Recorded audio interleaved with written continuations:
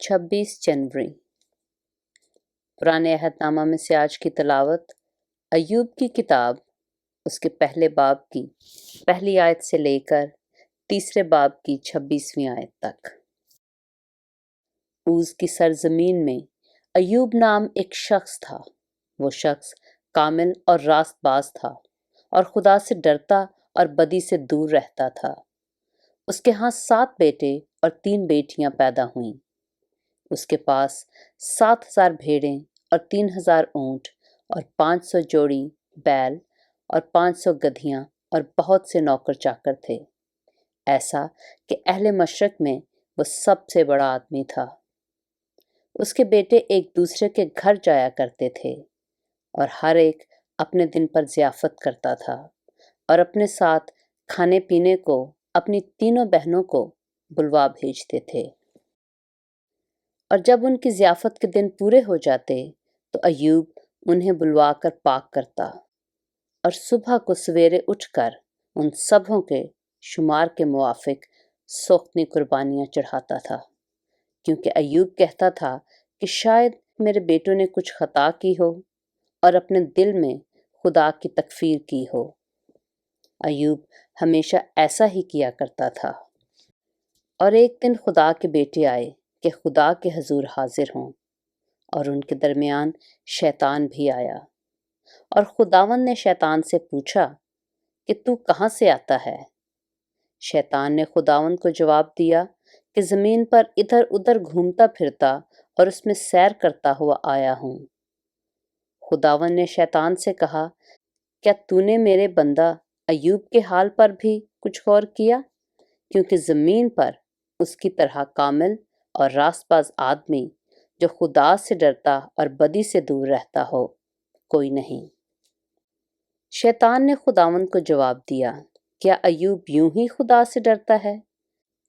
क्या तूने उसके और उसके घर के गिर्द और जो कुछ उसका है उस सब के गिर्द चारों तरफ बाड़ नहीं बनाई है?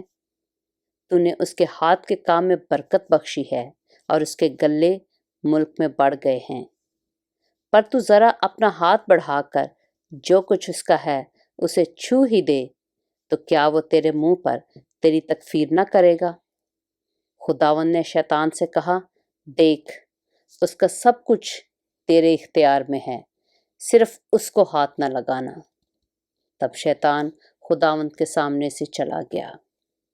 और एक दिन जब उसके बेटे और बेटियां अपने बड़े भाई के घर में खाना खा रहे थे और मैं नोशी कर रहे थे, तो एक कासिद ने अय्यूब के पास आकर कहा कि बैल हल में जुते थे और गधे उनके पास चर रहे थे कि सभा के लोग उन पर टूट पड़े और उन्हें ले गए और नौकरों को तह तह किया और फक्त मैं ही अकेला बच निकला कि तुझे खबर दूं।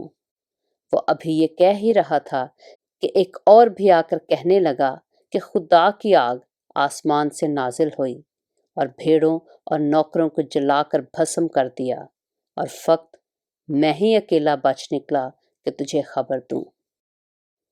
वो अभी ये कह ही रहा था कि एक और भी आकर कहने लगा कि कश्ती 3 गौल होकर ऊंटों पर आ गिरे और उन्हें ले गए और नौकरों को तह तह किया और फक्त मैं ही अकेला बच निकला कि तुझे खबर दूं। वो अभी ये कह ही रहा था कि एक और भी आकर कहने लगा कि तेरे बेटे बेटियां अपने बड़े भाई के घर में खाना खा रहे थे और मैं नोशी कर रहे थे, और देख, बियाबान से एक बड़ी आंधी चली और उस घर के चारों कोनों पर ऐसे जोर से टकराई कि वो उन जवानों पर गिर पड़ा और वो मर गए और फक्त मैं ही अकेला बच निकला कि तुझे खबर दूं। तब अय्यूब ने उठकर अपना पैरहन चाक किया और सर मुंडाया और ज़मीन पर गिरकर सिजदा किया और कहा, नंगा मैं अपनी माँ के पेट से निकला और नंगा ही वापस जाऊंगा। खुदावंद ने दिया और खुदावंद ने ले लिया, खुदावंद का नाम मुबारक हो। इन सब बातों में अय्यूब ने ना तो गुनाह किया और ना खुदा पर बेजा काम का ऐब लगाया। अय्यूब की किताब उसका दूसरा बाब।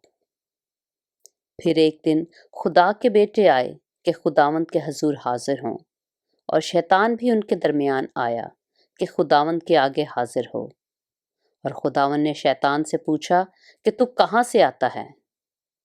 شیطان نے خداوند کو جواب دیا کہ زمین پر ادھر ادھر گھومتا پھرتا اور اس میں سیر کرتا ہوا آیا ہوں۔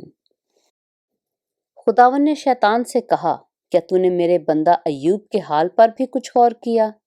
کیونکہ زمین پر اس کی طرح کامل اور راست باز آدمی جو خدا سے ڈرتا اور بدی سے دور رہتا ہو کوئی نہیں، اور گو تو نے مجھ کو ابھارا کہ بے سبب اسے ہلاک کروں، تو بھی وہ اپنی راستی پر قائم ہے۔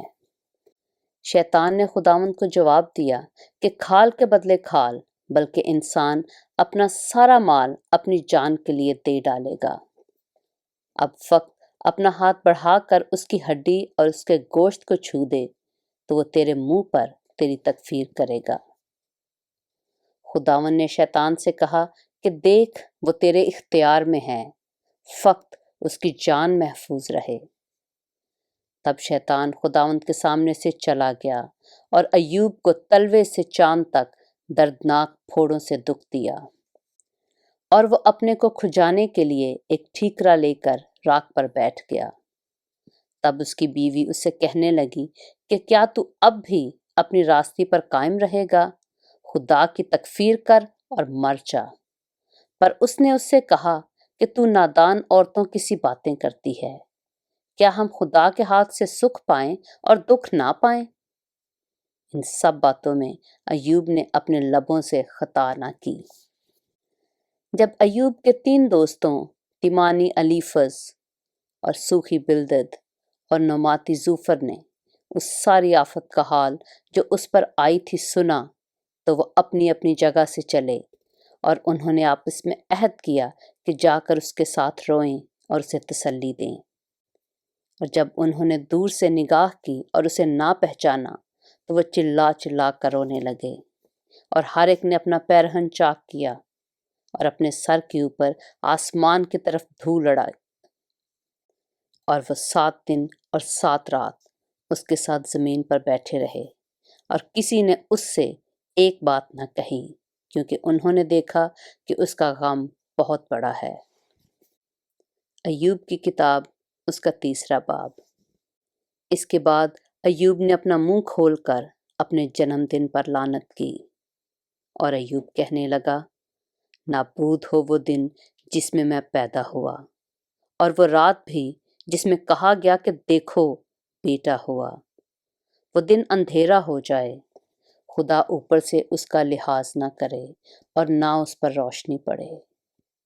اندھیرا اور موت کا سایہ اس پر قابض ہوں، بدلی اس پر چھائی رہے، اور دن کو تاریک کر دینے والی چیزیں اسے دہشت زدہ کریں۔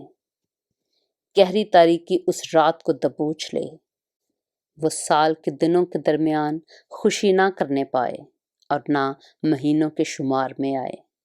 وہ رات بانجھ ہو جائے، اس میں خوشی کی کوئی صدا نہ آئے۔ دن پر لعنت کرنے والے اس پر لعنت کریں، اور وہ بھی جو اژدہا کو چھیڑنے کو تیار ہوں۔ اس کی شام کے تارے تاریک ہو جائیں، وہ روشنی کی راہ دیکھے جبکہ وہ ہے نہیں، اور نہ وہ صبح کی پلکوں کو دیکھے، کیونکہ اس نے میری ماں کے رحم کے دروازوں کو بند نہ کیا اور دکھ کو میری آنکھوں سے چھپا نہ رکھا۔ میں رحم ہی میں کیوں نہ مر گیا، میں نے پیٹ سے نکلتے ہی جان کیوں نہ دے دی۔ مجھے قبول کرنے کو گھٹنے کیوں تھے اور چھاتیاں کہ میں ان سے پیوں؟ نہیں تو اس وقت میں پڑا ہوتا اور بے خبر رہتا، میں سو جاتا تب مجھے آرام ملتا۔ زمین کے بادشاہوں اور مشیروں کے ساتھ جنہوں نے اپنے لیے مقبرے بنائے، یا ان شہزادوں کے ساتھ ہوتا جن کے پاس سونا تھا، جنہوں نے اپنے گھر چاندی سے بھر لیے تھے، یا پوشیدہ اسقاط حمل کی مانند میں وجود میں نہ آتا، یا ان بچوں کی مانند جنہوں نے روشنی ہی نہ دیکھی۔ وہاں شریر فساد سے باز آتے ہیں اور تھکے ماندے راحت پاتے ہیں۔ وہاں قیدی مل کر آرام کرتے ہیں اور دروغہ کی آواز سننے میں نہیں آتی۔ چھوٹے اور بڑے دونوں وہی ہیں اور نوکر اپنے آقا سے آزاد ہے۔